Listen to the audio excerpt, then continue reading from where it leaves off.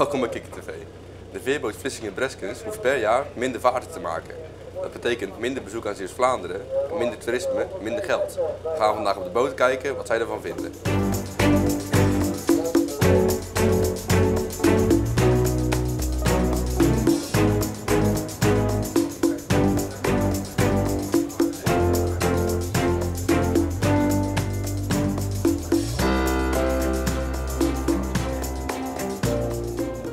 De boot hoeft per jaar minder vaarten te maken. Weet u ongeveer of precies om welk aantal dit gaat?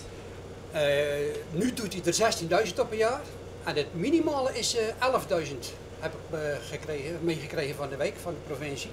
Dus dat is 5.000 vaarten minder op een jaar. En wat denkt u dat het zal betekenen voor Zeeuws-Vlaanderen?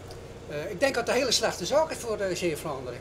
Want ik bedoel, de veerboten zijn natuurlijk al weggegaan, die grote, dus dit is er voor in de plaats gekomen. En het openbaar vervoer wordt steeds minder. En hoe minder afvaarten, hoe minder dat de mensen naar de andere kant kunnen komen. Minder toerisme, minder inkomsten voor Zeeuws-Vlaanderen? Sowieso minder toeristen en ook minder inkomen, dat hoort erbij, ja. Oké, en wat vindt u er precies van dat u minder vaart hoeft te draaien? Ik vind het een hele slechte zaak. Oké, de centjes zijn duur op het ogenblik, maar zolang als die tunnel niet vrij is, vind ik het een heel gemis dat er hier minder vaarten komen. Het is een hele tekortkoming, ook voor Zeeuws-Vlaanderen, dat de mensen nou steeds minder naar de vaste wal kunnen.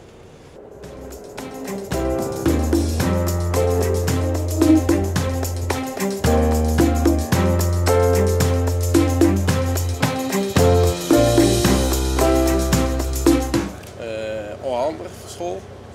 Ik vind nu al dat de tijden te weinig zijn, doordat de tussenboot eruit gaat in de winter. En mijn schooltijden zijn vaak over het hele uur uit, dus we moeten vaak een uur wachten omdat de tussenboot eruit gaat. En als dat nog vaker zo gaat zijn, dan gaat dat voor ons zeker niet in het voordeel werken.